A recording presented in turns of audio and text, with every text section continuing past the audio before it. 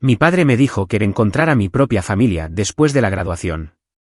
Me entregó una maleta y se marchó. Mi hermana lo grabó. 15 años después, compré la empresa donde trabajaba. Y él tuvo que reportarme a mí. Mi nombre es Bonnie Park y la noche en que me gradué de la preparatoria fue la noche en que mi vida se partió en dos, antes de la maleta y después de ella. El campo de fútbol detrás de Jefferson Hill todavía brillaba bajo los reflectores, lleno de risas, flashes de cámaras y padres sosteniendo ramos de flores. Todos se abrazaban, se tomaban fotos, lloraban. Todos, excepto yo. Me mantuve un poco apartada, todavía con mi toga azul, el diploma doblado con fuerza en mi mano, el papel suave por el sudor y el calor. Pensé que saldríamos a cenar como las otras familias. En cambio, mi padre me llevó al estacionamiento, donde el sonido de la celebración se desvaneció en el zumbido de los coches lejanos. Abrió el maletero, sacó una maleta de color canela desgastada con el asa rota y una vieja pegatina de una aerolínea despegándose de un lado, y la dejó a mis pies. Encuentra tu propia familia, dijo, con voz plana. Es definitivo. Mi hermana Alena se rió por lo bajo, levantando su teléfono para grabarlo. Sonríe, señorita independiente, se burló. El maletero se cerró de golpe. Mi padre se dio la vuelta y se marchó, las luces del estadio reflejándose en su chaqueta, como si al mundo que dejaba atrás todavía le importara. Miré la maleta. No era equipaje. Era una sentencia, y la cámara del teléfono capturó el momento en que mi rostro dejó de pertenecer a ningún lugar. Esa noche, no solo me gradué de la escuela. Me gradué de mi familia. ¿Alguna vez te han dicho que te las arregles por tu cuenta, como si fuera un regalo? Dime desde qué ciudad me estás viendo, porque necesito saber que no soy la única que empezó la vida sola en un estacionamiento con una maleta que nadie empacó. Crecí en un pueblo industrial en el sur de Ohio, el tipo de lugar donde cada conversación olía ligeramente a metal y aceite. El aire mismo llevaba un zumbido bajo y constante, el latido de la planta Midwest Foury donde mi padre trabajaba como capataz. Nuestro pueblo tenía una cafetería, 2 iglesias y una calle principal que cerraba a las 8 de la noche entre semana. La vida giraba en torno a los turnos en la planta. Hombres como mi padre llevaban su orgullo en sus manos callosas y en su silencio. Mujeres como mi madre llevaban los libros, cuadraban las cuentas y se aseguraban de que la cena estuviera en la mesa a las 6 en punto. Todo funcionaba según un horario, predecible, eficiente, inmutable, excepto, por supuesto, cómo se distribuía el amor en nuestra casa.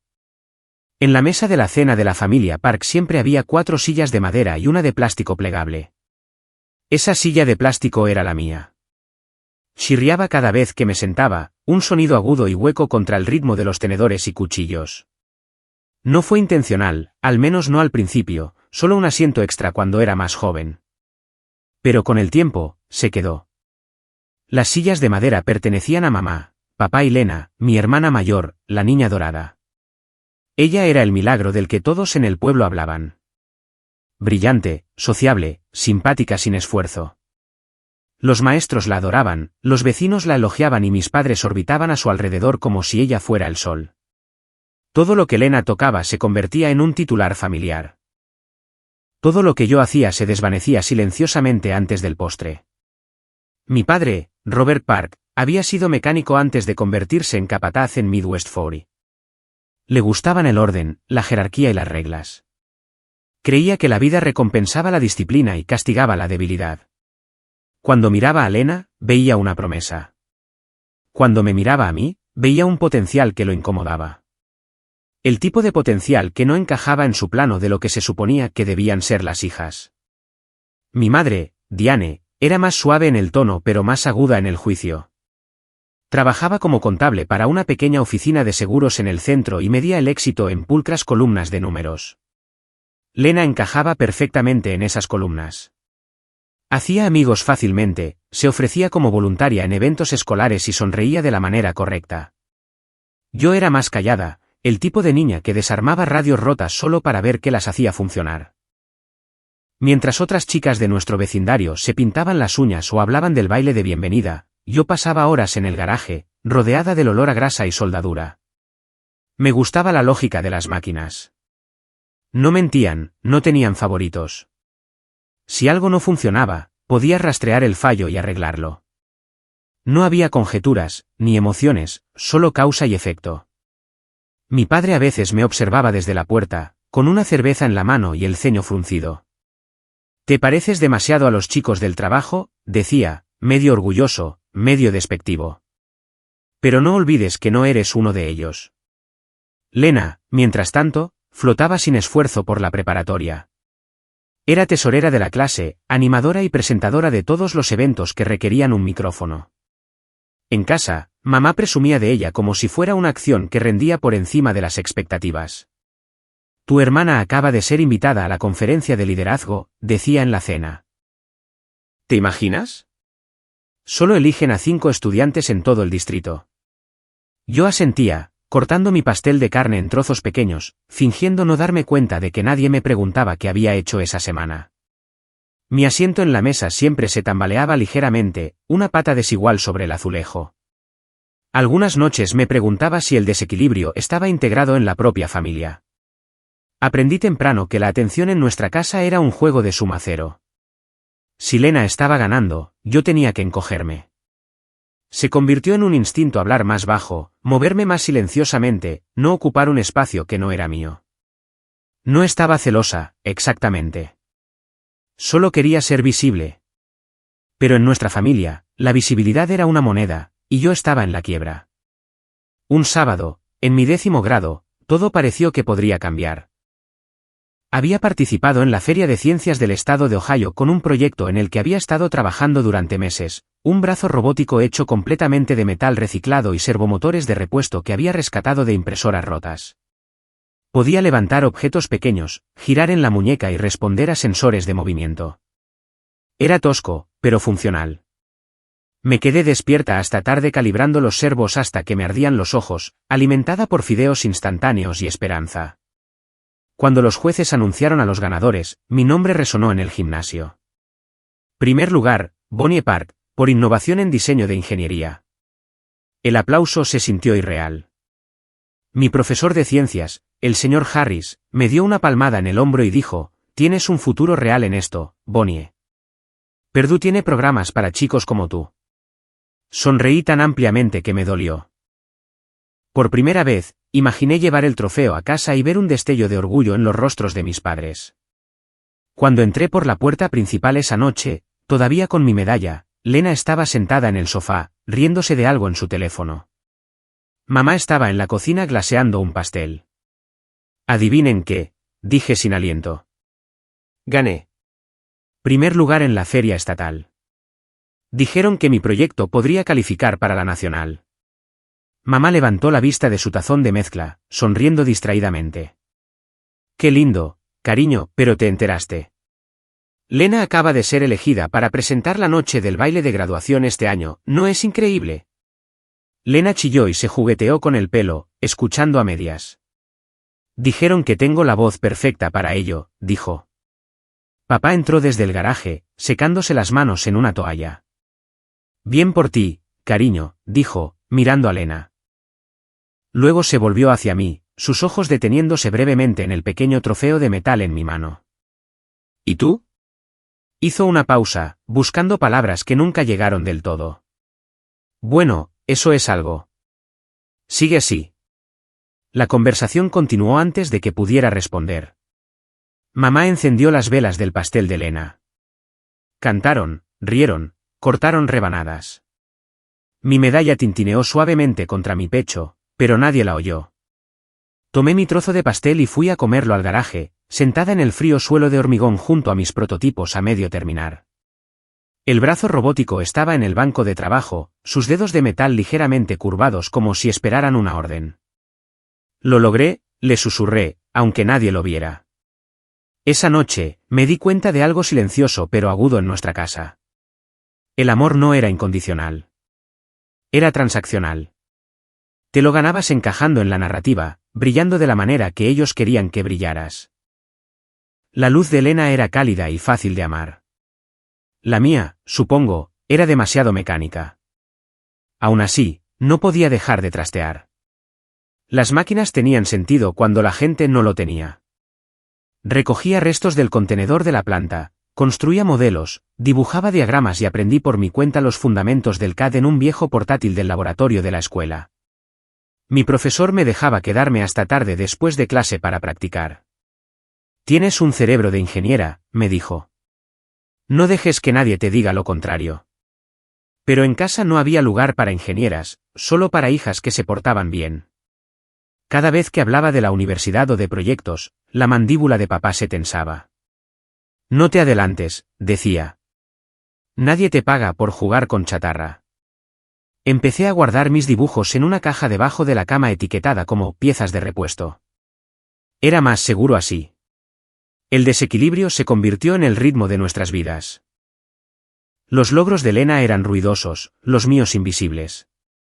Las cenas familiares se convirtieron en actuaciones en las que yo aplaudía en los momentos adecuados, sonreía en los lugares correctos y comía en silencio en mi chirriante silla de plástico. La única vez que intenté cambiarla por una de madera, papá frunció el ceño. Ese es tu asiento, dijo. No lo muevas. No lo hice. Solo asentí, me volví a sentar y fingí no notar lo frío que se sentía el plástico bajo mi piel. Mirando hacia atrás, esa silla no era solo un mueble. Era un plano del papel que desempeñaba en la familia, temporal, plegable, fácil de guardar cuando no se necesitaba. Si cierro los ojos, todavía puedo oír su chirrido. La carta llegó un jueves, el tipo de mañana gris y lluviosa de Ohio donde el mundo parecía medio dormido. Venía doblada pulcramente en un sobre de color crema, con el sello de la Universidad de Purdue grabado en oro en la parte superior. Casi no la abrí de inmediato. Una parte de mí quería aferrarse a ese momento de no saber, estirarlo como un hilo frágil. Por una vez, algo en mi vida se sentía incierto de una buena manera. Me quedé junto al buzón un rato, la lluvia golpeando el metal, mis dedos temblando mientras la abría. Estimada señorita Park, comenzaba. Nos complace informarle. El resto se volvió borroso mientras mi visión se nublaba. Leí las palabras 2, 3 veces, aceptada. Programa de ingeniería, beca parcial. Apreté la carta contra mi pecho, la lluvia empapando mi chaqueta, y sentí algo que no había sentido en años, orgullo, no prestado de nadie más, no comparado con nadie más, sino mío.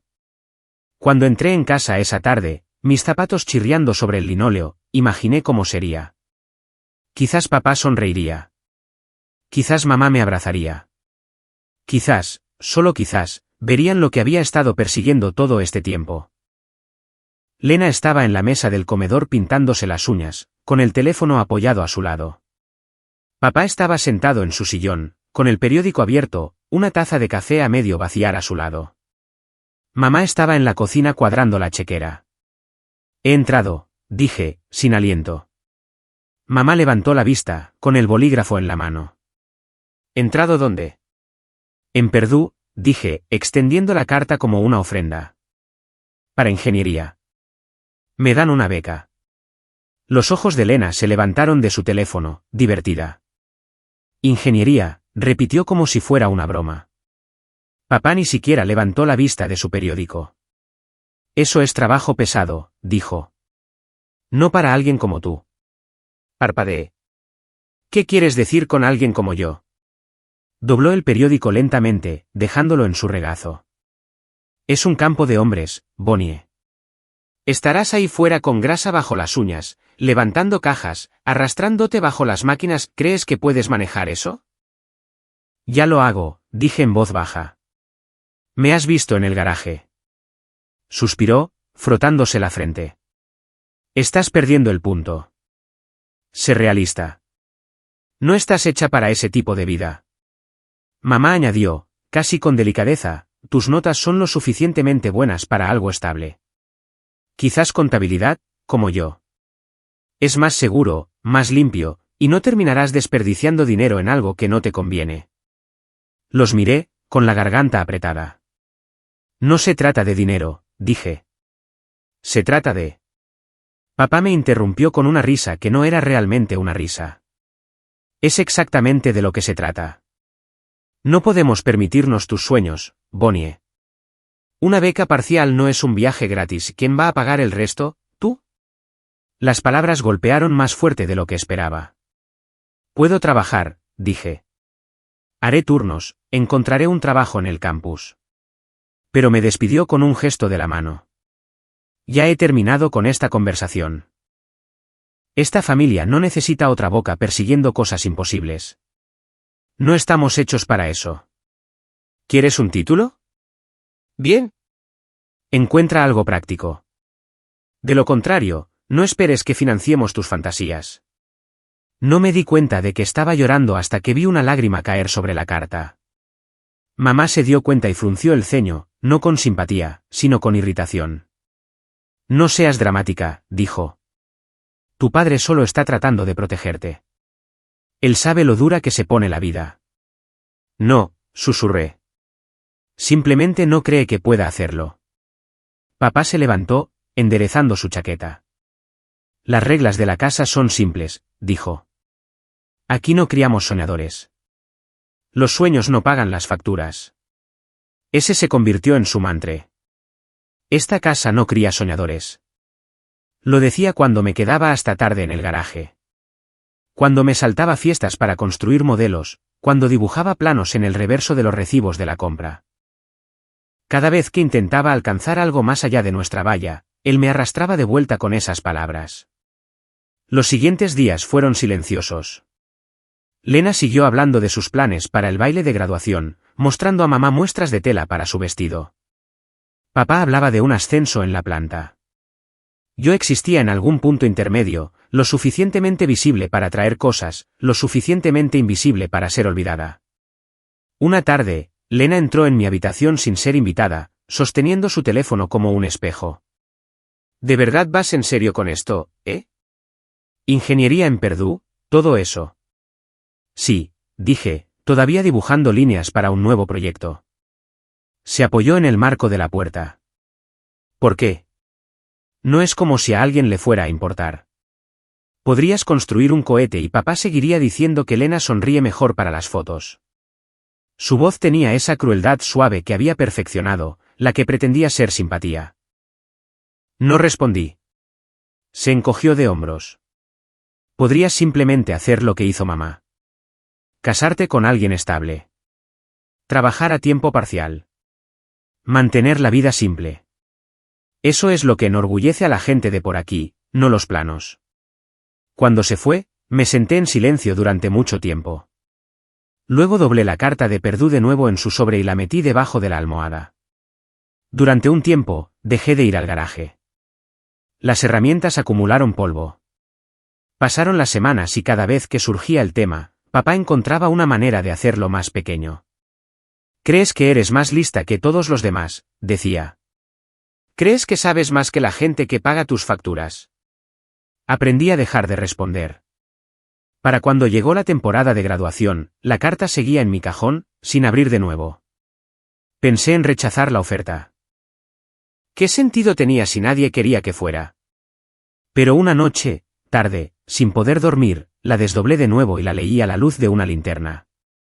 Mi nombre se veía diferente impreso en esa fuente con serifa, oficial, permanente, posible. Era la prueba de que alguien, en algún lugar, pensaba que yo pertenecía a un mundo más grande que este pueblo.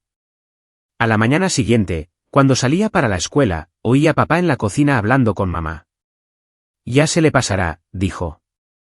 Esas cosas de los sueños siempre se apagan. Y mamá, sin perder el ritmo, respondió, eso espero. Es agotador verla perseguir el viento. Esa frase, perseguir el viento, se enterró profundamente dentro de mí. No discutí, no lloré. Solo sonreí cuando me miraron y dije, de acuerdo. Pero algo se endureció silenciosamente en mí ese día.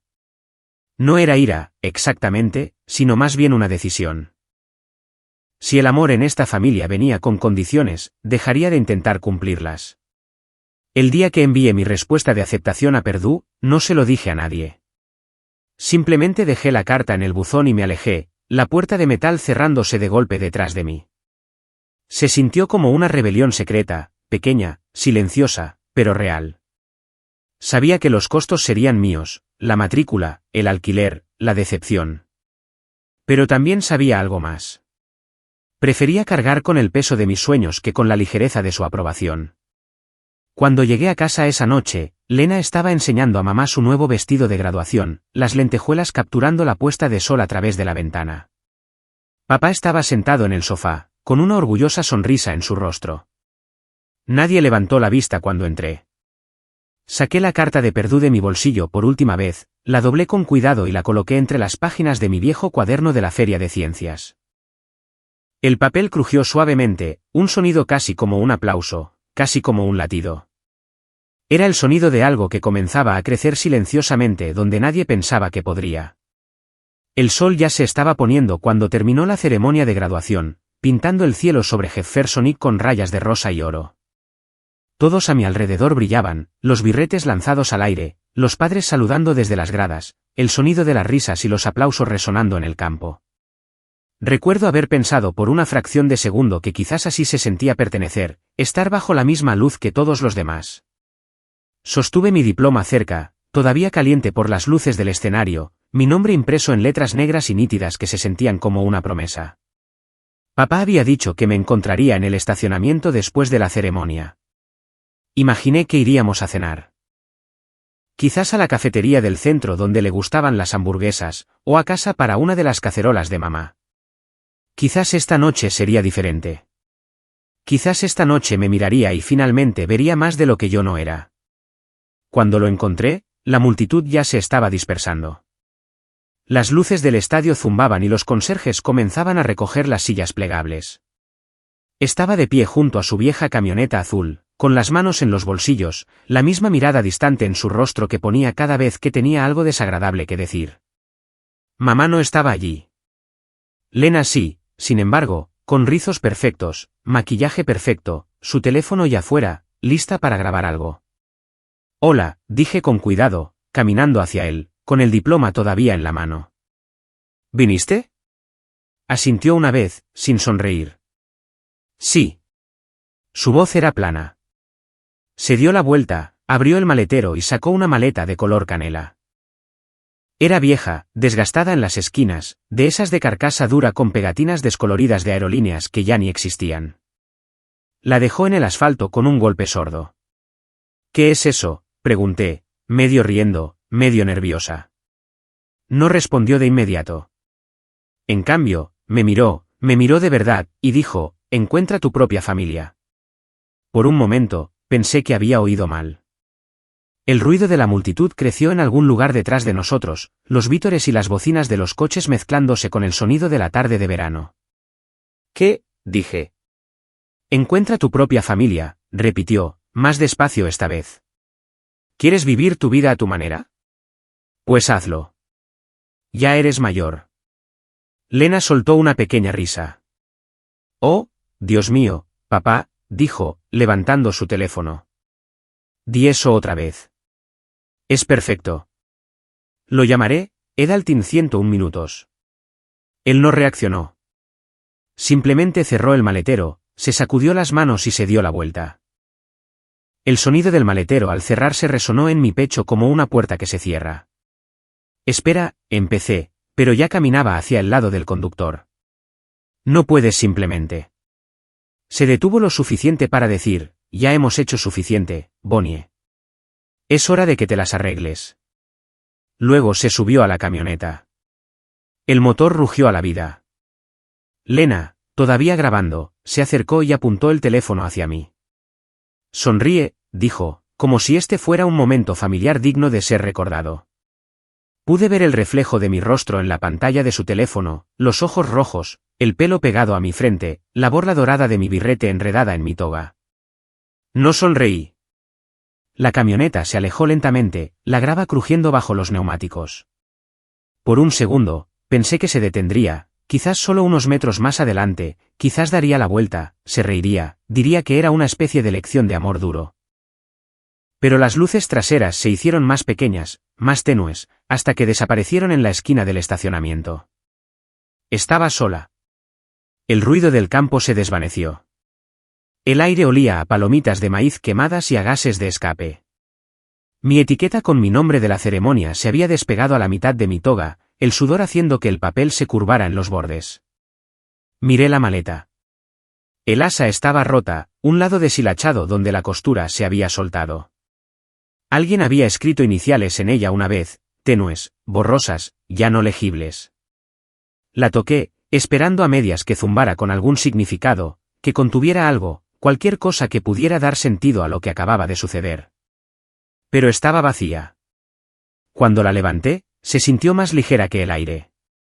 Esa noche, los reflectores de la escuela comenzaron a apagarse uno por uno hasta que solo el extremo más alejado del campo seguía iluminado. La risa se había desvanecido en portazos de coches, motores arrancando, el zumbido de la gente que se iba a casa. Me quedé allí mucho después de que todos los demás se hubieran ido. El aire se volvió más frío. No lloré, no de inmediato. En cambio, me senté en el bordillo junto a la maleta, el asfalto todavía cálido debajo de mí, y observé cómo las farolas parpadeaban. En algún lugar cercano, un grupo de graduados gritó y vitoreó, sus voces desvaneciéndose en la noche. Me pregunté qué se sentiría al ir a casa con gente esperándote. Una ligera brisa atrapó la borla de mi birrete. Me lo quité y lo giré en mis manos. Los hilos dorados brillaban débilmente a la última luz del campo. Pensé en todo lo que había llevado a esto, los años de esfuerzo invisible, los vientos silenciosos por los que nadie aplaudió, la carta de Perdue que a nadie le importó. Pensé en la silla de plástico en la cena. La pata desigual que nunca dejó de chirriar. Y luego pensé en algo más. La forma en que las máquinas siempre tenían un lugar, incluso las rotas. Si un engranaje no encajaba, no desechabas todo el sistema. Construías uno nuevo. Fue entonces cuando me di cuenta. Si no me daban un asiento, construiría mi propia mesa. No fue ira lo que me llenó. Fue claridad, aguda, fría y limpia. Me levanté, me sacudí el polvo de la toga y recogí la maleta. El asa rota se clavó en mi palma, pero no la solté. Caminé hacia la carretera, pasando las filas de coches aparcados, pasando las ventanas iluminadas del gimnasio donde los conserjes barrían confeti. El sonido de mis zapatos sobre el pavimento resonaba en la quietud. En la intersección, me detuve y miré hacia atrás. Las luces del campo finalmente parpadearon y se apagaron, sumiendo la escuela en la oscuridad. Solo la luz de la luna capturaba los tenues bordes de las gradas y las barandillas metálicas. En la distancia, un perro ladró. Por primera vez en mi vida, me di cuenta de que no tenía nada. Ni coche, ni plan, ni un hogar esperando. Pero también me di cuenta de algo aún más fuerte. Era libre. La maleta se balanceaba a mi lado mientras caminaba hacia la parada de autobús en las afueras del pueblo. Todavía no sabía a dónde iba, pero sabía que no me quedaría aquí. No en un lugar donde el amor tenía que ganarse como un salario. En el banco, me senté y abrí la maleta de nuevo. Dentro había un pequeño sobre, $20 y una nota doblada. La letra de mi padre. No llames a menos que sea una emergencia. Casi me reí. Incluso su generosidad venía con límites. La noche se volvió más fría. Me arropé más con mi toga, observando los faros pasar como ráfagas. Uno por uno, los autobuses llegaron y se fueron, rutas que no reconocí. Cuando el último finalmente se detuvo, me levanté, subí a bordo y dejé caer las únicas monedas que me quedaban en la ranura. El conductor me miró, sus ojos amables pero cansados.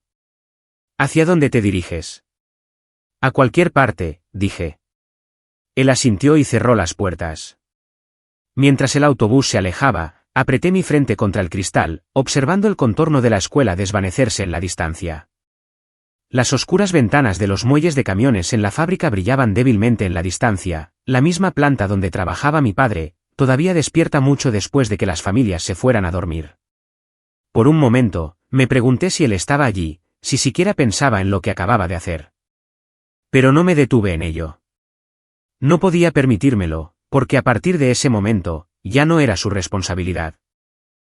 Y quizás, solo quizás, ese fue el único regalo que me había dado, el permiso para empezar de nuevo. Cuando el autobús giró hacia la autopista, miré la maleta que descansaba junto a mis pies. Traqueteó ligeramente cuando las ruedas golpearon un bache. Vacía, hueca, pero de alguna manera llena de promesas. Le susurré, casi como un voto. Si no me dan un asiento, dije, construiré mi propia mesa. Y en algún lugar profundo dentro de mí, debajo del miedo, debajo del dolor, algo comenzó a cambiar, como un motor que arranca por primera vez, como el movimiento encontrando su flujo. El autobús llegó a Columbus mucho después de la medianoche, las ventanas empañadas por la lluvia y el aliento. Para cuando se detuvo con un silbido cerca de la estación de carga, la ciudad se sentía medio viva, camiones retumbando a través de charcos, luces de neón parpadeando sobre filas de almacenes. El ligero olor a diésel y asfalto mojado era espeso en el aire. Bajé con mi maleta, que golpeó huecamente contra el bordillo. No era pesada, pero de alguna manera todavía llevaba todo lo que yo era o había sido. No sabía a dónde ir. El mundo se sentía enorme, indiferente y rápido. El patio de carga se extendía infinitamente en ambas direcciones, sus vallas coronadas con alambre de espino, grúas moviéndose en la oscuridad como lentos gigantes de metal. Encontré refugio bajo el toldo de carga de una vieja cafetería al otro lado de la calle. Earl's All Night Eatery, sus letreros de neón parpadeaban entre Earl's y It. Dentro, el olor a café y tocino se filtraba a través del cristal. Empujé la puerta para abrirla, la campana sobre ella tintineando débilmente. El lugar estaba casi vacío, excepto por dos camioneros encorvados sobre sus platos y una mujer detrás del mostrador limpiando una cafetera.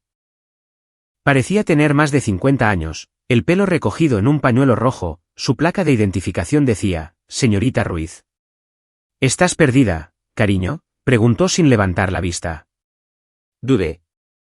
No exactamente. Solo estoy entre lugares. Levantó una ceja, sirvió una taza de café y la deslizó por el mostrador. Estar entre lugares cuesta $1.75.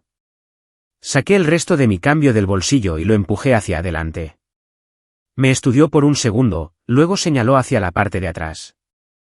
¿Necesitas trabajo? Sí, dije rápidamente. Quizás demasiado rápido. El lavaplatos del turno de noche renunció la semana pasada, dijo. Puedes empezar ahora si no le tienes miedo a la grasa. Así comenzó mi primer trabajo de verdad. No como ingeniera, no como soñadora, sino como lavaplatos en una cafetería que olía perpetuamente a tostadas quemadas y segundas oportunidades. Los siguientes meses se convirtieron en un largo tramo de noches y madrugadas. Lavé platos hasta que mis dedos se arrugaron y sangraron por el detergente. Cuando el último camionero se iba, fregaba los suelos, rellenaba los servilleteros y trapeaba hasta que el linóleo brillaba. La señorita Ruiz era dura, pero justa. El tipo de mujer que podía regañarte y salvarte la vida en la misma frase. No dejes que nadie te diga que el trabajo duro es noble, decía, encendiendo su cigarrillo en la puerta trasera. Es solo trabajo. Hazlo bien, pero no te quedes estancada aquí pensando que significa más de lo que es. Me dio un catre en el almacén detrás de la cocina, justo al lado de los sacos de harina y la vieja batidora industrial que no había funcionado en años. Mi cama olía ligeramente a azúcar y pozos de café. El zumbido del refrigerador se convirtió en mi canción de cuna. Una noche, alrededor de las 3 de la madrugada, oí el familiar estruendo de un diésel afuera. Un camión se había detenido detrás de la cafetería, y un hombre se bajó, alto, de hombros anchos, con una barba veteada de plata. Llevaba una chaqueta de repartidor y se movía con la facilidad de alguien que había visto todo el país, una autopista a la vez. Gab, llamó la señorita Ruiz desde el mostrador. Llegas tarde otra vez. Él se rió, con voz grave. Tráfico en la enero del 70. Intenta pasar un camión volcado y un policía que quiere medir tus intermitentes. Se dio cuenta de que yo estaba allí, limpiando el mostrador. ¿La nueva?, preguntó. Sí, dijo la señorita Ruiz. Mantiene la cabeza baja, trabaja duro, no habla mucho.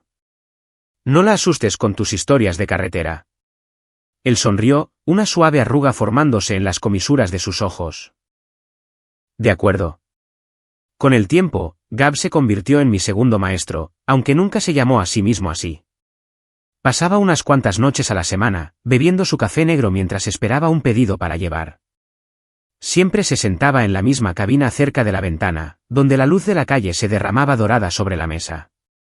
¿Alguna vez piensas en cómo se mueve todo?, preguntó una noche, dibujando rutas en una servilleta con su bolígrafo. Cada caja, cada envío, cada camión, todo es un gran sistema circulatorio. El latido del mundo funciona con diésel. Escuché en silencio, fascinada. ¿Cómo llevas la cuenta de todo? Sonrió. No lo haces. Fluyes con ello. Descubres dónde están los cuellos de botella y los arreglas antes de que ahoguen la línea. Equilibras el peso, el tiempo y la distancia. Si te equivocas, pierdes horas. Si lo haces bien. Golpeó la servilleta donde sus líneas se cruzaban perfectamente, y el mundo entero zumba. La idea se alojó profundamente en mi mente. Flujo, equilibrio, sistemas. Eso tenía sentido cuando la gente no lo tenía. Con el tiempo, comenzó a enseñarme los conceptos básicos de lo que hacía. Cómo cargar un camión para que no se volcara. Cómo apilar paletas para distribuir el peso de manera uniforme. Cómo leer un conocimiento de embarque y planificar rutas que ahorraran combustible. Cada minuto importa, dijo. Cada parada cuesta dinero. Ahorras 10 minutos en un viaje. No solo estás ahorrando gasolina, estás salvando la semana de alguien. A veces me dejaba acompañarlo en entregas locales. La señorita Ruiz fingía no darse cuenta. Yo me sentaba en el asiento del pasajero, con un cuaderno en la mano, anotando todo, nombres de calles, horas de parada, patrones de tráfico, cuánto tiempo tardaba cada muelle en descargar. Empecé a reconocer patrones. ¿Qué almacenes estaban siempre congestionados? ¿Qué rutas estaban despejadas después de la medianoche? ¿Cómo el clima podía cambiar todo el horario? El sistema no era un caos. No realmente. Simplemente lo parecía para la gente a la que no le importaba entenderlo. Comencé a trazar cosas en papel cuadriculado durante mis descansos, con flechas, columnas, cuadrículas. Gab se inclinaba sobre mi hombro y silbaba. Tienes ojo para esto, chica. ¿Ves el flujo? A veces, cuando le preguntaba sobre su pasado, simplemente se encogía de hombros. 30 años en la carretera, he visto los mismos errores 1000 veces. Empresas que operan a ciegas. Gente demasiado orgullosa para arreglar lo que está roto. Tú. Eres lo suficientemente joven para cambiar eso. No supe qué decir, pero también anoté esa frase. Lo suficientemente joven para cambiar eso. El dinero era escaso, pero la señorita Ruiz se aseguró de que nunca pasara hambre. Si trabajas, comes, decía, deslizándome un plato de patatas fritas por el mostrador al final de un turno. Empezó a pagarme en efectivo, bajo la mesa. No era mucho, pero era suficiente para el pasaje del autobús y cuadernos. Una tarde, después de otro largo turno, me encontré de pie fuera de la cafetería, mirando las filas de camiones al ralentí cerca del patio de carga. El sonido de sus motores creaba una vibración baja y constante, un ritmo que me recordaba a un latido. El aire estaba espeso de gases de escape y posibilidades.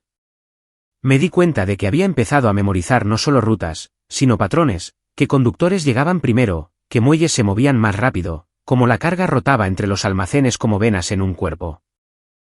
No era parte del sistema, todavía no, pero estaba aprendiendo su pulso. Gab notó mi creciente obsesión. ¿Alguna vez has pensado en volver a estudiar?, preguntó una noche mientras descargábamos cajas. No tengo el dinero, dije. Asintió, pensativo. Entonces haz de la carretera tu escuela. Todo lo que necesitas aprender se está moviendo justo delante de ti.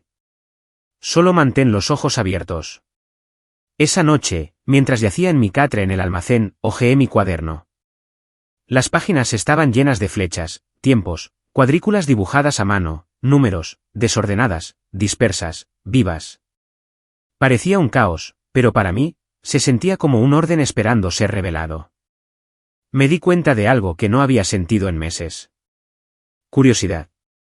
Del tipo que te hace olvidar que estás cansada o asustada. Cuando el amanecer se coló por las ventanas de la cafetería, volviendo los sacos de harina de un color dorado pálido, empaqué mis cosas, me puse el delantal y comencé otro turno. No estaba segura de hacia dónde se dirigía mi vida, pero podía sentir un movimiento que se acumulaba, del tipo lento que comienza en segundo plano antes de volverse imparable. Algunas noches, cuando la cafetería estaba vacía y el zumbido de los refrigeradores llenaba el silencio, miraba la carretera afuera y me susurraba a mí misma, flujo. Ya no era solo una palabra. Era una promesa de que, aunque estuviera varada, aunque nadie me esperara al final de un turno, todavía era parte de algo en movimiento. Y algún día, descubriría cómo diseñar el sistema que nunca dejaba a nadie atrás. El calor del verano en Columbus golpeaba como un horno. Incluso de noche, el aire alrededor de la cafetería brillaba, espeso por los gases de escape y la humedad. El patio de carga al otro lado de la calle zumbaba con movimiento, carretillas elevadoras chirriando, puertas de camiones cerrándose de golpe, bocinas resonando en la oscuridad. Me había acostumbrado al ritmo del movimiento que nunca dormía. Para entonces, llevaba casi un año trabajando en Eals. La señorita Ruiz todavía ladraba órdenes como un sargento de instrucción, pero ahora confiaba en mí para los turnos de cierre. Gab todavía aparecía 3, a veces 4 noches a la semana, su camión al ralentí mientras comía sus huevos y café. ¿Y yo? Todavía vivía en el pequeño catre detrás de la cocina. Pero mis cuadernos se habían vuelto más gruesos, las páginas llenas de gráficos, flechas y registros de tiempo. Sucedió en una de esas noches en que la cafetería estaba tranquila, demasiado tranquila. La radio zumbaba suavemente desde el mostrador. Gab estaba sentado en su cabina habitual, garabateando notas de entrega mientras yo rellenaba los saleros. Murmuraba para sí mismo sobre estar retrasado. 3 plantas mañana, dijo, sacudiendo la cabeza. Una en Grove City, una en Dayton, una cerca de Springfield. Cada una quiere su entrega antes del mediodía. Uno pensaría que se coordinan. Eché un vistazo al portapapeles en su mesa. Los tiempos de ruta estaban escritos pulcramente. Uno tras otro, Grove City primero, luego Dayton, luego Springfield. Miré más de cerca y noté algo que no encajaba. El mapa en mi mente se iluminó. ¿Por qué ese orden?, pregunté. Levantó la vista, frunciendo el ceño. Porque así es como lo envían. Lo mismo todas las semanas. Pero si vas a Dayton primero, luego a Grove, luego a Springfield, reducirías el retroceso a la mitad, dije. Señalé su lista de rutas. Ahora mismo estás cruzando la enero del 72 veces. Parpadeó, luego sonrió. ¿Estás segura de eso, chica? Bastante segura, dije. Si sales media hora antes y vas a Dayton primero, llegarás a Grove justo cuando abran su muelle. El turno de tarde de Springfield cierra a las 2, así que todavía llegarías. Sin esperas. Se echó hacia atrás, pensativo. ¿Estás diciendo que puedes ser más lista que despacho? Estoy diciendo que su sistema no ve el tiempo como flujo. Lo ve como bloques. Flujo, repitió, divertido. De acuerdo, tú ganas. Probémoslo a tu manera. A la mañana siguiente, Gab me llamó desde la carretera. Eres una maldita maga, dijo. Sin atascos, sin retrasos en el muelle. Me ahorraste casi 1 hora y media. Ni siquiera gasté la mitad del combustible habitual. Me reí, agarrando el teléfono con las manos grasientas. Supongo que solo vi un patrón. Pero esa palabra, flujo, se me quedó grabada. Esa noche, después de mi turno, me senté junto a la ventana de la cafetería con mi cuaderno abierto. Escribí la palabra en el centro de la página. Flujo. A su alrededor, dibujé flechas conectando todas las pequeñas ineficiencias que había visto durante el último mes, muelles tardíos, rutas bloqueadas, turnos desajustados. Cuanto más escribía, más claro se volvía. El sistema no estaba roto porque la gente fuera perezosa. Estaba roto porque nadie miraba el panorama completo. Una semana después, encontré un portátil usado en una casa de empeños por $45. Era viejo, lento y le faltaban la mitad de las teclas, pero ejecutaba Excel, y eso era todo lo que necesitaba. Pasé mis noches introduciendo datos de rutas, tiempos, paradas, distancias, registros de combustible. Los mapeé contra los patrones de tráfico que había memorizado de mis viajes con Gab. Al principio era un desastre, solo columnas de números que no parecían significar mucho. Pero lentamente, la hoja de cálculo comenzó a contar una historia. Una tarde, mientras navegaba por un foro de logística en línea en la lavandería, el único lugar con wifi gratis, me topé con 2 palabras que hicieron que todo encajara. Rendimiento y cuello de botella. Fue como escuchar el nombre de algo que había estado tratando de describir toda mi vida. Rendimiento, cuánto puede manejar un sistema de manera eficiente. Cuello de botella, el único punto que ralentiza todo. Eso era. La cafetería, los muelles, las rutas, cada problema que había visto se reducía a una de esas dos cosas. El sistema no necesitaba más trabajo. Necesitaba flujo. Pasé las siguientes semanas construyendo lo que empecé a llamar mi tablero de rutas. Usé un viejo tablero de corcho del almacén de la señorita Ruiz y fijé mapas impresos de la región en él. Dibujé hilos de colores entre las ubicaciones para representar las rutas, pequeñas chinchetas marcando almacenes, zonas de entrega y paradas de combustible. En la esquina inferior, pegué una cuadrícula dibujada a mano que mostraba los tiempos de viaje y los retrasos en los muelles. La señorita Ruiz me pilló una noche mientras estaba encorvada sobre él en la trastienda. «Estás convirtiendo mi cafetería en la NASA», dijo, con las manos en las caderas. Sonreí. «Solo estoy probando algo». Entrecerró los ojos hacia los mapas. «¿Y ese algo paga?» «Todavía no», dije, «pero lo hará». Gab fue el primero en probar el tablero completo. Recalculé su horario semanal usando mi nuevo sistema, equilibrando el tiempo de conducción con las aperturas de los muelles y los descansos. Se rió cuando le entregué la impresión. ¿De verdad crees que esto funciona mejor que despacho? Solo hay una forma de averiguarlo. 2 días después, volvió a entrar en la cafetería con una sonrisa que se extendía de oreja a oreja. «Eres un genio», dijo. 3 rutas, 4 horas menos en total. Me ahorraste $60 en combustible. Lanzó un billete de 20 arrugado sobre el mostrador. Tu primera tarifa de consultoría. No lo acepté, pero no pude dejar de sonreír. Ese único éxito se convirtió en una avalancha de pequeños experimentos. Comencé a rastrear cada envío que pasaba por el patio de carga. No oficialmente, por supuesto, solo en silencio. Anotaba qué camiones salían y cuánto tiempo esperaban para cargar, qué rutas sufrían retrasos. Los patrones emergieron como constelaciones. Un muelle siempre llegaba tarde porque el turno de noche tenía menos trabajadores. Una ruta siempre se ralentizaba debido al tráfico escolar cerca de una salida en particular. Aprendí a predecirlo y, lo que es más importante, a cómo solucionarlo. Al principio, no le di mucha importancia a las pequeñas victorias. Pero cuando Gab les contó a otros conductores sobre mí, ellos también empezaron a pedir ayuda. Un tipo quería optimizar su secuencia de entrega. Otro necesitaba encontrar una ruta que evitara las zonas de construcción. Los ayudé a todos, no por dinero, solo por practicar. La cafetería se convirtió en mi oficina no oficial, el mostrador, mi centro de mando. Incluso la señorita Ruiz comenzó a darse cuenta. «Te estás volviendo demasiado lista para este lugar», dijo una noche, limpiando la parrilla. «Sigues arreglando los líos de otras personas. Un día, alguien te va a pagar dinero de verdad por hacerlo». No se equivocaba. En 2 meses, había ahorrado lo suficiente de mis turnos en la cafetería y las referencias de Gab para permitirme una pequeña habitación sobre una lavandería a 2 manzanas de distancia. No era mucho, solo una cama individual, un escritorio y una ventana que daba a la parte trasera del patio de carga, pero era mía. Por primera vez desde la graduación, tenía una dirección que no era el almacén detrás de una cafetería. La primera noche allí, me quedé despierta hasta tarde, mirando las luces rojas parpadeantes de los camiones que se movían en la distancia. Parecían venas pulsando con vida. El zumbido de los motores debajo se convirtió de nuevo en una canción de cuna, pero esta vez no de agotamiento, sino de posibilidad. Abrí mi portátil y escribí una sola línea en la parte superior de una nueva hoja. Sistema igual a flujo no igual a cuello de botella.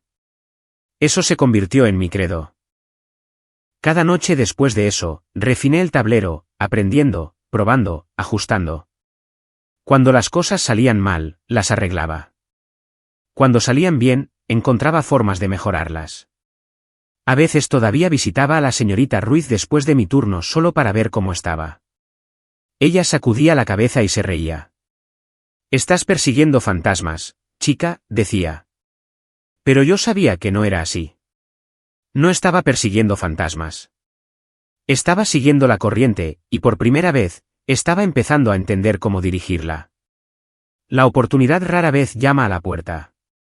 A veces simplemente envía a un hombre exhausto a través de la puerta de una cafetería. Una tarde pegajosa de agosto, un tipo con una camisa de botones arrugada entró en Ears, desplomándose en el mostrador como si llevara el peso de 1000 envíos sobre sus hombros. La señorita Ruiz le sirvió café sin preguntar. Día duro, Tom, dijo. Semana dura, murmuró él. La mitad de mi equipo de despacho renunció.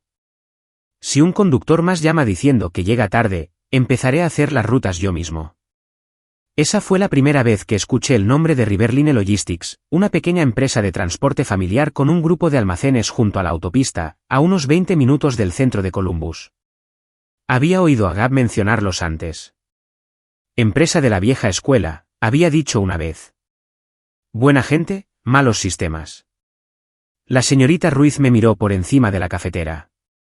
¿Sigues buscando un trabajo mejor, chica?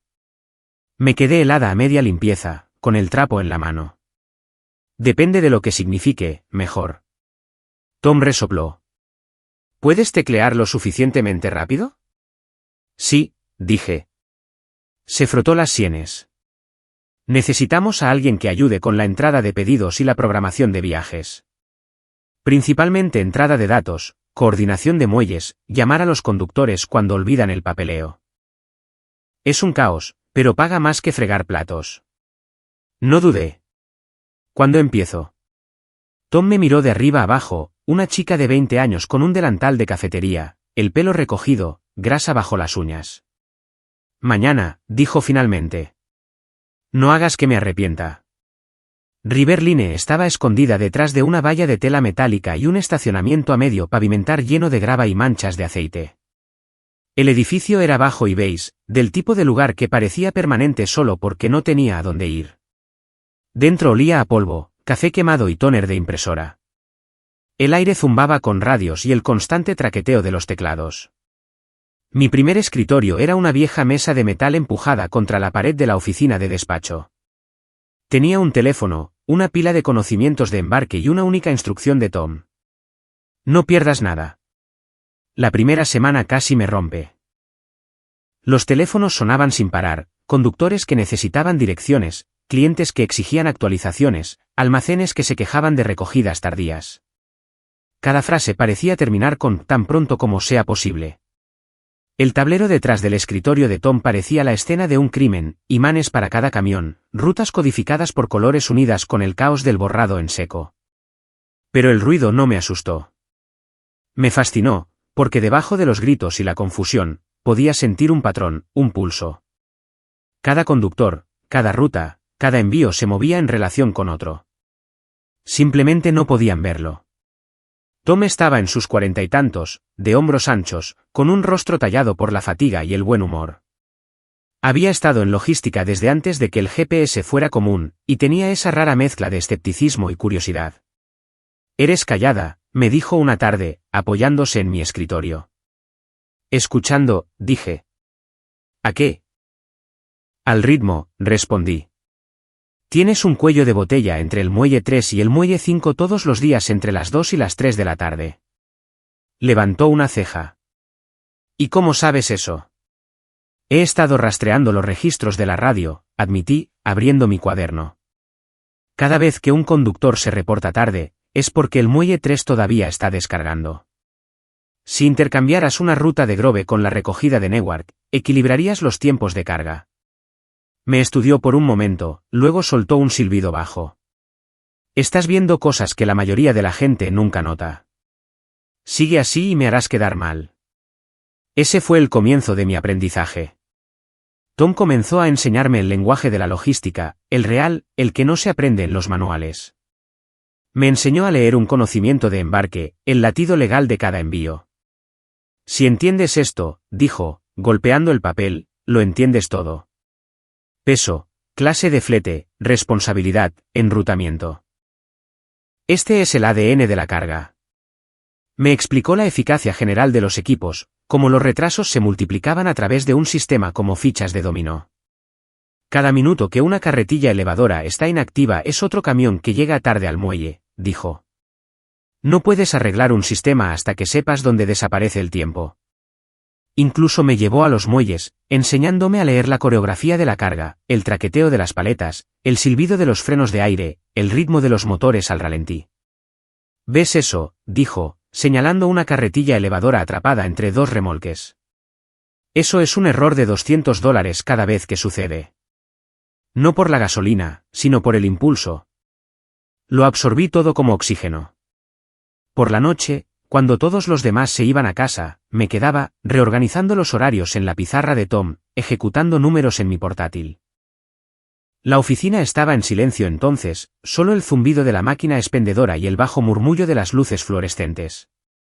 Imprimía los registros de los muelles, los extendía por el suelo y buscaba el flujo. Una tarde, Tom me encontró allí, rodeada de papeles. ¿Planeas dormir aquí?, bromeó. Sonreí sin levantar la vista. Solo probando algo. Se asomó por encima de mi hombro a la hoja de cálculo que brillaba en la pantalla.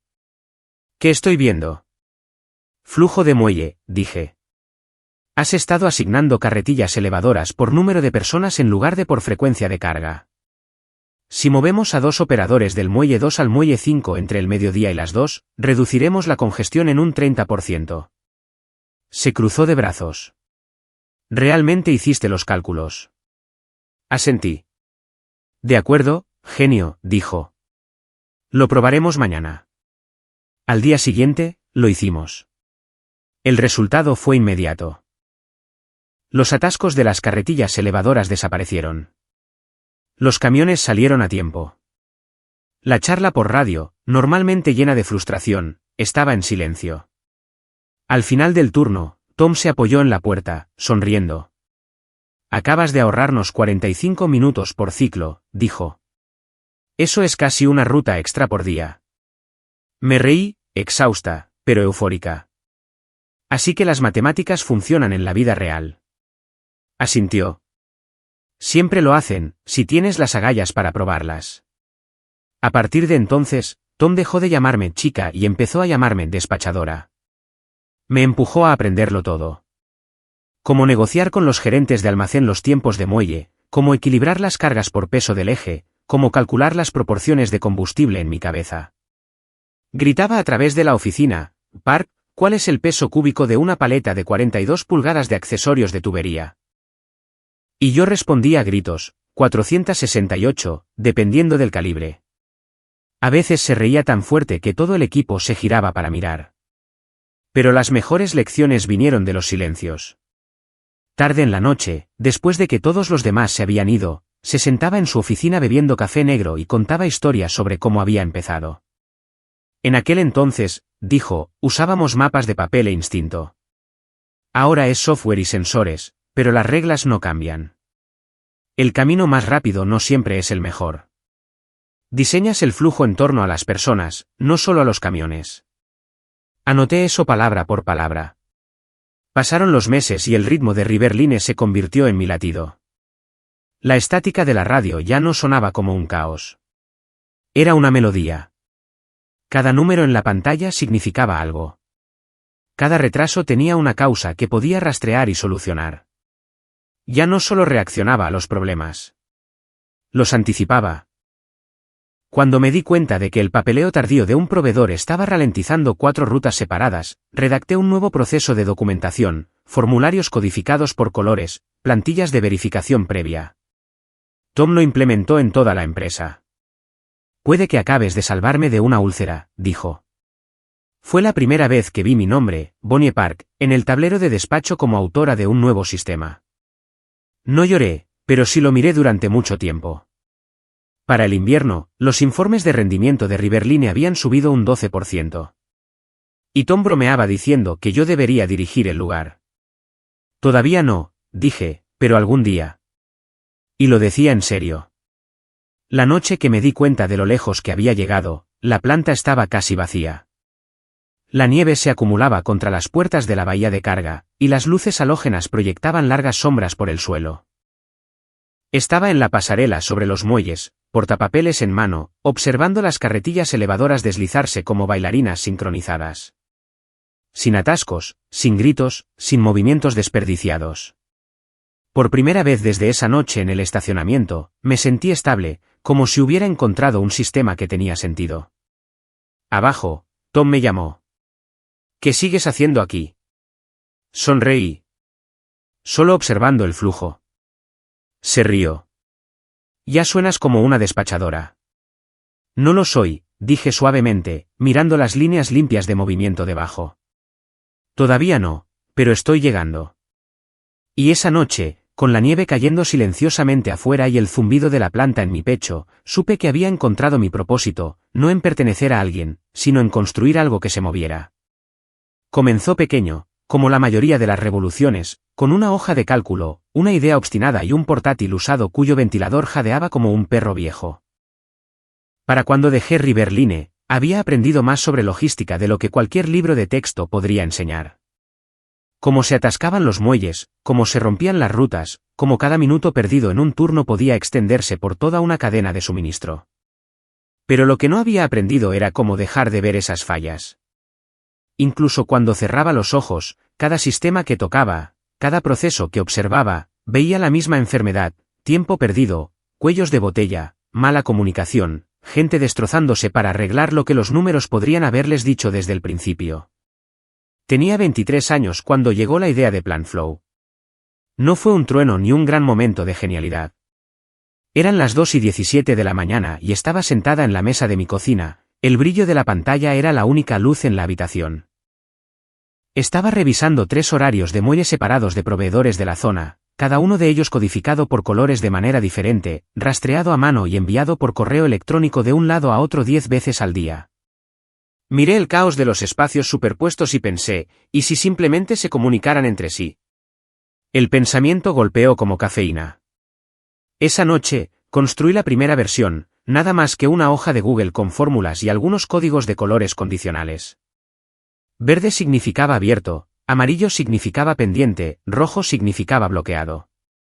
Conecté cada pestaña con una marca de tiempo, de modo que cuando un muelle se llenaba, otro se ajustaba automáticamente. Era torpe, primitivo, pero en el momento en que presioné ejecutar y las casillas se reorganizaron en una secuencia limpia y fluida, me reí a carcajadas. Por primera vez, había visto el flujo suceder por sí solo. Se lo mostré a Tom unos días después cuando pasé por Riverline de visita. Miró la pantalla, entrecerrando los ojos. Entonces, es un programador de muelles. No solo un programador, dije. Predice cuellos de botella basándose en el tráfico de entrada y la superposición de turnos. Equilibra el rendimiento automáticamente. Soltó un silbido bajo. Esa es una forma de dejarme sin trabajo. O de hacerlo más fácil, repliqué. Sonrió. Siempre pensaste 3 pasos por delante. Ese fue el día en que decidí convertirlo en algo real. Llamé al proyecto Planflow, un nombre que capturaba tanto la fábrica como la corriente que la atravesaba. No tenía financiación, ni socio, ni experiencia en codificación más allá de las macros de Excel y los tutoriales gratuitos de Python. Pero tenía una ventaja que ningún inversor podía comprar, conocía el dolor que estaba resolviendo. Pasé noches viendo vídeos de YouTube sobre cómo usar la API de Google Maps, aprendiendo los conceptos básicos de JavaScript y algoritmos de enrutamiento. El término problema del viajante se convirtió en mi nueva obsesión. Garabateé fórmulas en servilletas, las probé con los viejos datos de entrega de Gary, y lenta y dolorosamente, creé algo que casi funcionaba. Después de 3 meses, tenía un producto mínimo viable. No era bonito, pero podía tomar una lista de paradas de entrega, calcular distancias y generar una ruta optimizada utilizando heurísticas simples. Cuando el código finalmente se ejecutó sin fallar, me recliné en mi silla, exhausta y temblorosa. Todavía no era software, pero estaba vivo. Mi primer cliente real llegó de un encuentro casual en una cafetería, la misma donde todo en mi vida había comenzado una vez. Un hombre llamado Carl, que dirigía una pequeña fundición de metales, entró quejándose de los retrasos en los envíos. Le dije que quizás podría ayudarlo. ¿Construyes software?, preguntó, escéptico. Construyo sistemas, dije. El software es solo la herramienta. Me dejó intentarlo. Introduje su horario de entrega semanal, 8 paradas en 3 condados, en Planflow y le entregué las rutas optimizadas. Las siguió durante 2 semanas. Luego, una mañana, abrí mi bandeja de entrada y encontré un correo electrónico de él. El asunto decía: salvaste nuestro trimestre. Dentro decía: tu programa redujo nuestros retrasos de entrega en un 40%. Estábamos perdiendo combustible y perdiendo contratos. Nos ayudaste a sobrevivir. Miré ese mensaje durante mucho tiempo, no por orgullo, sino porque por primera vez en mi vida, algo que yo construí importaba. Ese correo electrónico se convirtió en mi estrella polar. La noticia se extendió silenciosamente. Un pequeño distribuidor de autopartes me preguntó si podía ayudarlos a optimizar sus entregas. Luego una cadena regional de panaderías. Luego un fabricante local que había oído que una chica en Columbus había construido una hoja de cálculo mágica.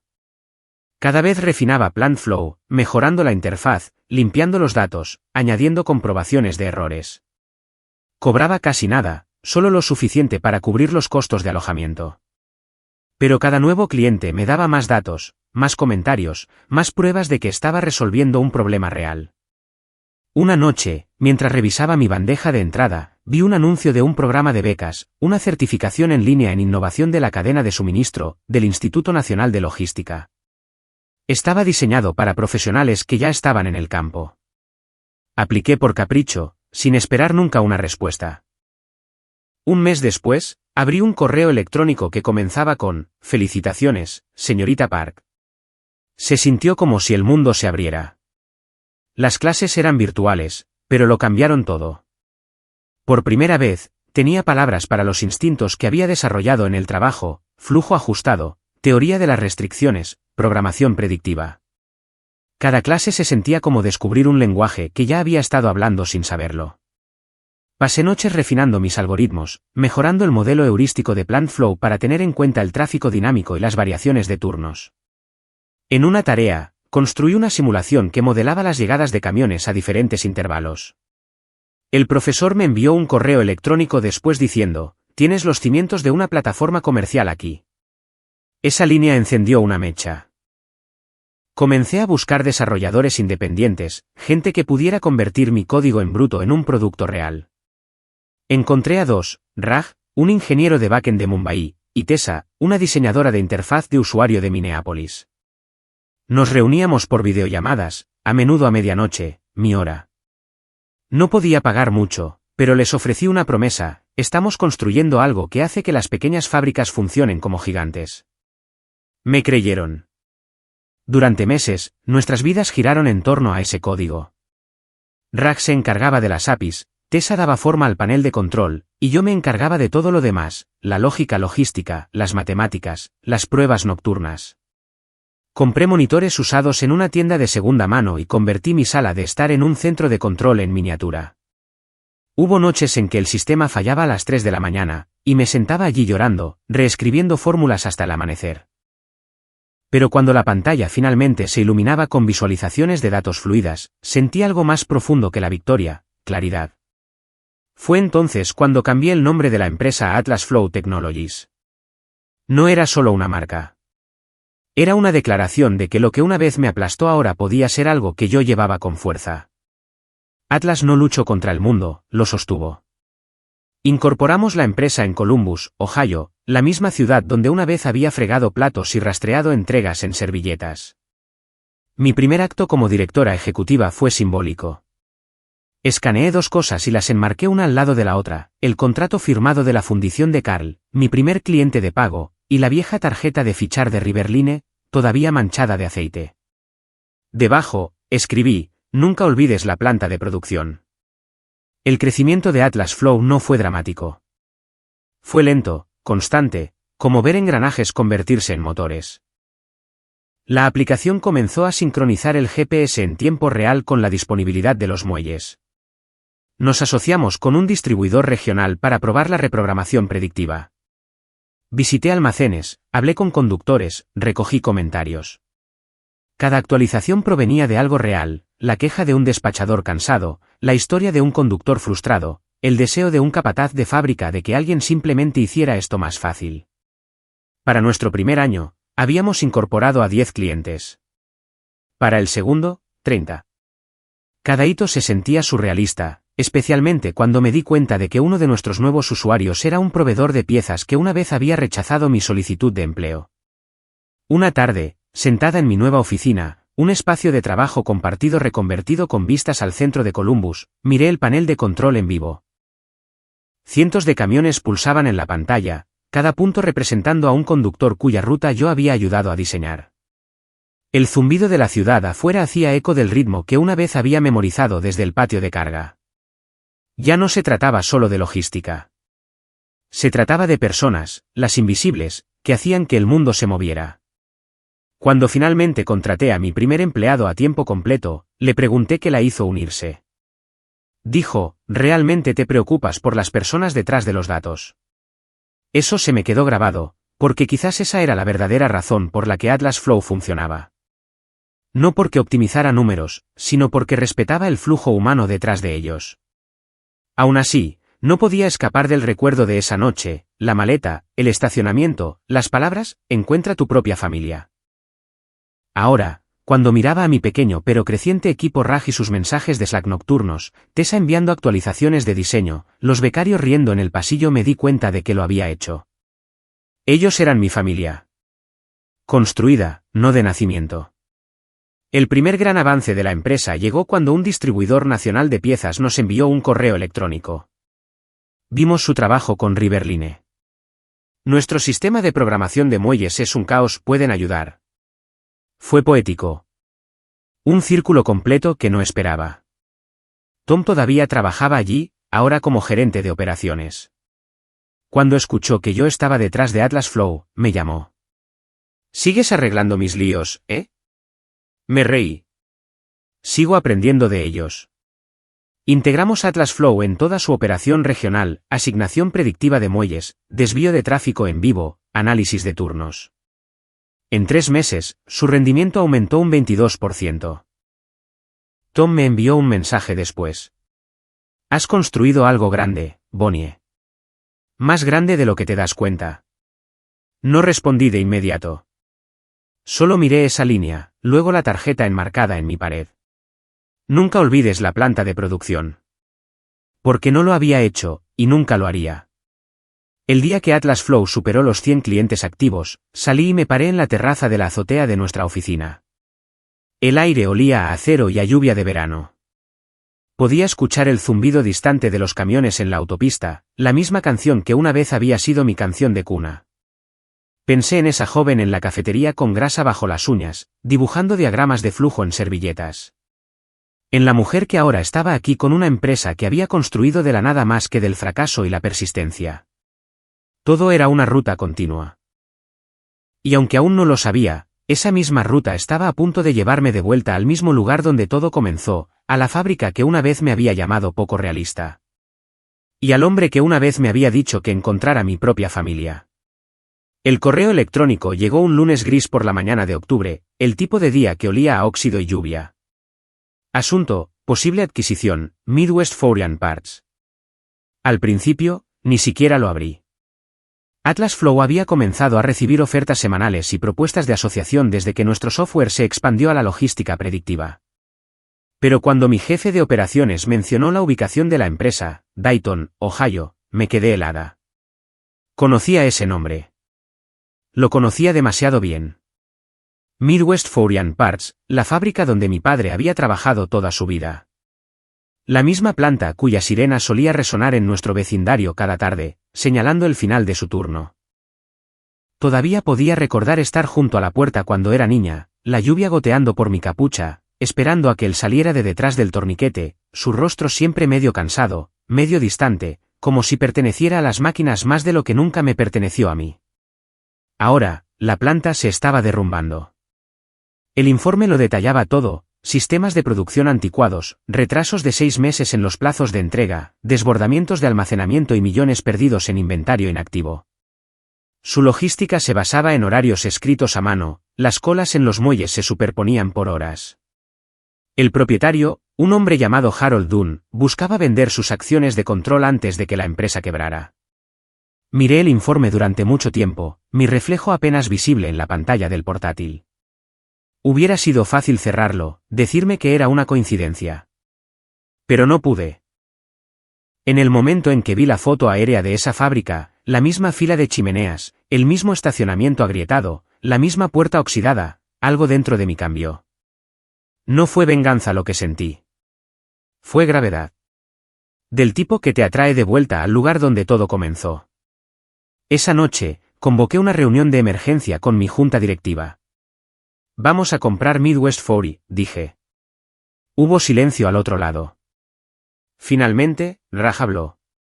Esa es una planta vieja, Bonnie. Equipo anticuado, problemas sindicales, libros desordenados. ¿Por qué ellos? Porque su fracaso logístico es exactamente para lo que se construyó Atlas Flow, dije con firmeza. No necesitan morir. Solo necesitan un sistema. Y quizás, pensé en silencio, yo también. Las negociaciones duraron meses. Harold estaba cansado, desesperado por vender, pero todavía aferrado al orgullo. Cuando finalmente llegamos a un acuerdo, una adquisición del 70% con Atlas Flow como la nueva columna vertebral operativa, sentí una extraña calma. No solo estábamos comprando una empresa. Estábamos heredando un legado de ineficiencia que reflejaba todo lo que mi infancia me había enseñado sobre el desequilibrio y la negligencia. La mañana en que se firmaron los papeles, me paré en la sala de conferencias de nuestra oficina en Columbus, sosteniendo la página final con manos temblorosas. La tinta negra de mi firma se veía nítida contra el pálido sello azul de la empresa. Atlas Flow Technologies ahora poseía el 70% de Midwest 40 Parts. La misma fábrica que una vez me había dicho que no pertenecía. No lo anunciamos públicamente de inmediato. La integración comenzó en silencio, fase por fase. Nuestros ingenieros mapearon las líneas de producción en un gemelo digital, una réplica virtual de la fábrica que simulaba cada proceso, desde la entrada de materia prima hasta los envíos salientes. En semanas, identificamos cuellos de botella que habían pasado desapercibidos durante años, turnos superpuestos, configuraciones de herramientas desalineadas, incluso carretillas elevadoras inactivas debido a escáneres rotos. Introdujimos un programador de muelles, el mismo tipo que una vez había construido en una hoja de Google años antes. Los camiones que habían estado esperando durante horas ahora entraban y salían en la mitad del tiempo. Por primera vez en una década, la producción de Midwest comenzó a aumentar de nuevo. Los trabajadores lo notaron antes que la gerencia. Pero durante todo el proceso, me mantuve en el anonimato. Mi nombre aparecía en los memorandos internos. Los empleados solo sabían que alguna empresa de tecnología de Columbus se había hecho cargo de las operaciones. Cuando visitaba la planta, llevaba un simple abrigo gris y mantenía mi credencial enganchada abajo. Consultora de operaciones, Atlas Flow. Caminaba por la planta en silencio, escuchando el zumbido de las máquinas, el estruendo del acero, los gritos de los capataces dirigiendo a los equipos. Y entonces, una tarde, escuché la voz que reconocería en cualquier lugar. Muevan esas paletas a la línea C. Y vigilen el par de esa prensa. Ha estado fallando de nuevo. Mi padre, Robert Park, capataz de la sección de ensamblaje 2. No había cambiado mucho, quizás un poco más canoso, un poco más lento, pero la misma postura, el mismo tono de autoridad cortante. Pasó a pocos metros de mí, mirándome con un destello de reconocimiento educado antes de seguir adelante. No me reconoció. ¿Cómo podría? La última vez que me vio, yo era una temblorosa joven de 18 años sosteniendo un diploma y una maleta. Ahora era una mujer con un abrigo a medida, el pelo recogido pulcramente, una tableta en la mano. Me había convertido en todo lo que él dijo que no podría ser. Aún así, de pie allí en esa fábrica, su mundo, mi herida, sentí el peso de la historia oprimiéndome. El estruendo del metal sonaba como fantasmas hablando. Esa noche, caminé por la planta vacía después de que todos se fueran. El aire olía a aceite y calor. Me detuve cerca del muelle 5, donde un nuevo monitor de Atlas Flow mostraba un horario digital limpio, brillando en azul contra la pared. En la esquina superior, letras en negrita decían, bajo nueva propiedad, Atlas Flow Technologies. Por un momento, me quedé allí mirándolo. Este era el mismo espacio donde mi padre una vez me enseñó a decir la hora por el silbato de la campana del almuerzo. Ahora, los relojes funcionaban con mis algoritmos. 2 semanas después, hicimos el anuncio oficial. Todos los empleados se reunieron en la sala principal de ensamblaje para una reunión informativa de la asociación. Filas de sillas de acero llenaban el suelo, el olor a grasa de máquina mezclado con café y anticipación. Mi equipo instaló el proyector, el nuevo logotipo brillando en la pantalla grande, un símbolo de infinito en forma de carreteras que se cruzan, Atlas Flow. Mientras esperaba detrás del escenario, podía escuchar murmullos ondular entre la multitud. Nuevos inversores, alguna gente de software, oí que van a recortar la gerencia. Tom, que había volado desde Columbus para apoyarme, me puso una mano firme en el hombro. ¿Lista? Exhalé lentamente. Tan lista como estaré. Cuando subí al escenario, el ruido se desvaneció en silencio. Cientos de ojos se volvieron hacia mí.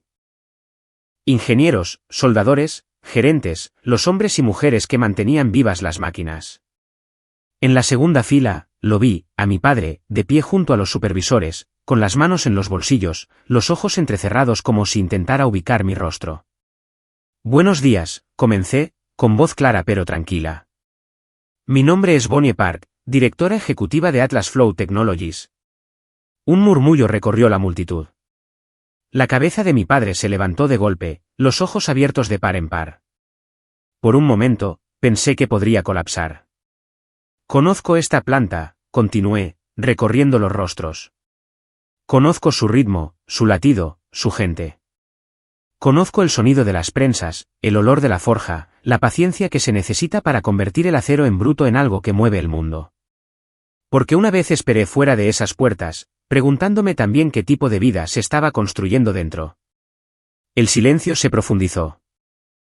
Nuestro objetivo no es borrar el pasado, dije suavemente, sino traerlo hacia adelante, hacer de Midwest Foundry un modelo de fabricación moderna. Integraremos gemelos digitales, automatización de muelles y mantenimiento predictivo. Nadie va a perder su trabajo. No están siendo reemplazados. Están siendo actualizados. Un aplauso recorrió la sala, vacilante al principio, luego más fuerte. Solo una persona no aplaudió. Mi padre. Se quedó allí, congelado, el rostro pálido, la mandíbula apretada. Sus manos temblaban ligeramente a sus costados. Sostuve su mirada por un largo momento, firme pero no cruel. No era venganza lo que quería que sintiera. Era reconocimiento. Detrás de él, un rostro familiar levantó un teléfono. Mi hermana, Lena. Estaba transmitiendo el evento en vivo, susurrando algo a su colega. Pude ver la confusión amaneciendo en su rostro mientras hacía zoom en la placa de identificación que colgaba de mi chaqueta. Bonnie Park, CEO. Por primera vez en años, no me inmuté bajo sus miradas. Después de la reunión, mientras la gente se agolpaba haciendo preguntas y estrechando manos, vi a mi padre escabullirse silenciosamente hacia la salida. No lo seguí. Habría tiempo más tarde. Por ahora, me quedé en el centro de la sala, rodeada de máquinas que finalmente funcionaban a tiempo, bajo una pancarta que decía, bajo nueva propiedad. Las mismas palabras que una vez significaron exilio ahora significaban algo completamente diferente. Control, retorno, justicia escrita en estructura, no en ira. Y mientras los trabajadores se dispersaban, las luces atenuándose sobre el pulido suelo de acero, me permití un pensamiento silencioso, un susurro de círculo completo que solo yo podía oír. Encontré mi propia familia. ¿Esta? La mañana después del anuncio, la planta estaba inquietantemente silenciosa. La noticia se había extendido rápidamente, no solo que Atlas Flow ahora era dueña de Midwest Foundry, sino que la mujer que había estado en el escenario ayer, tranquila y serena, era la hija de uno de los capataces. Para cuando llegué, los susurros ya se habían abierto paso por cada pasillo, rebotando entre vigas de acero y salas de descanso gastadas como ecos fantasmales de incredulidad. Mi asistente me encontró fuera del ala de conferencias. Los jefes de departamento están esperando en la sala de reuniones pequeña, dijo, bajando la voz. El señor Park está con ellos. Mi pulso se estabilizó. Bien, dije. Es hora. Dentro, la sala era del mismo tipo en la que me había sentado cientos de veces antes. Mesa sencilla, sillas de metal, una cafetera zumbando en la esquina. Pero hoy, el aire se sentía más denso. Los gerentes se enderezaron cuando entré. Mi padre estaba sentado en el extremo más alejado, la silla a su lado vacía. Tenía las manos fuertemente entrelazadas, los nudillos blancos. Las mismas manos que una vez me levantaron sobre sus hombros cuando tenía 5 años ahora temblaban ligeramente bajo la luz fluorescente. Llevaba una pequeña maleta maltratada, la misma que me había entregado 15 años atrás. El cuero se había agrietado en los bordes, la vieja pegatina de la aerolínea a medio despegar. La dejé suavemente sobre la mesa. El sonido resonó en el silencio. Nadie habló. Traje algo, dije en voz baja. Una pieza de la historia de la empresa. Personal, pero relevante. Algunos de los supervisores intercambiaron miradas confusas. Mi padre miró la maleta, el reconocimiento brillando en sus ojos como un relámpago detrás de las nubes. Esa noche, comencé, con voz uniforme, me dijiste que encontrara mi propia familia. Apoyé la palma de mi mano en la maleta. Y lo hice. Sus labios se apretaron. No lo entiendes. Entiendo perfectamente, dije. No querías una hija que construyera cosas en las que no podías ver valor. Querías obediencia, no independencia. Te dijiste a ti mismo que era amor duro. Se enderezó en su silla, a la defensiva. Te estaba enseñando a sobrevivir, a ser autosuficiente. Lo miré a los ojos. Eso no fue autosuficiencia. Eso fue abandono. Las palabras cayeron pesadas, silenciosas, pero absolutas. Nadie se atrevió a respirar. Incluso el zumbido del viejo aire acondicionado pareció desvanecerse. Abrió la boca como para discutir, luego la cerró de nuevo. Por un breve segundo, la máscara se resquebrajó, la culpa parpadeó lo suficiente como para ser vista antes de que el orgullo se reconstruyera sobre su rostro. Exhalé suavemente, volviéndome hacia el resto de la sala. El pasado no es la razón por la que estamos aquí. Atlas Flow no adquirió esta planta para revivir la historia. Estamos aquí para reconstruir. Estructura, responsabilidad, comunicación y sistemas que funcionan. Esta fábrica no funcionará con rencores personales. Funcionará con flujo. Metí la mano en mi bolso y saqué una pequeña etiqueta rectangular, brillante, impresa con el logotipo de la empresa. Despegué el respaldo y la presioné suavemente contra el asa de la maleta. La nueva etiqueta blanca decía, Atlas Flow, activo número 001. Una ola de murmullos se extendió por la sala. Esta maleta, dije, solía representar ser expulsada. Ahora es propiedad de la empresa, catalogada, contabilizada, una parte del sistema. Miré directamente a mi padre de nuevo. Incluso el dolor, cuando se procesa correctamente, se convierte en estructura. No dijo nada, pero sus ojos siguieron mi mano mientras apartaba la maleta, reclamándola no como un recuerdo, sino como una prueba de lo lejos que había llegado. Se levanta la sesión, dije suavemente. Por favor, preparen los informes de su departamento para el despliegue de operaciones de esta tarde. Todos se pusieron de pie, murmurando reconocimientos mientras salían. Mi padre se quedó sentado, mirando la mesa. Cuando me di la vuelta para irme, habló, su voz más áspera de lo que recordaba.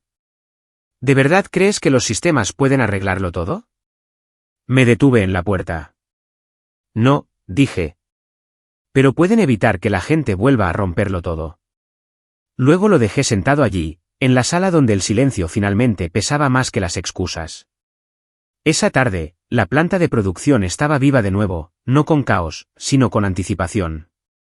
Todos los trabajadores se habían reunido alrededor de la línea principal de ensamblaje, donde un gran monitor mostraba el nuevo panel de operaciones de Atlas Flow. La pantalla pulsaba con mapas digitales, rutas codificadas por colores y horarios de muelle en tiempo real. Para muchos de ellos, esta era la primera vez que veían que los datos se movían más rápido que la maquinaria. Subí a la pequeña plataforma junto a la línea principal. Mi voz se escuchó fácilmente por encima del zumbido de las máquinas. A partir de hoy, comencé, Midwest 40 funciona con transparencia. Cada departamento mecanizado, ensamblaje, envío, mantenimiento reportará a través de nuestro nuevo sistema integrado. Unos pocos murmullos surgieron de la multitud. Algunos asintieron, otros parecían recelosos.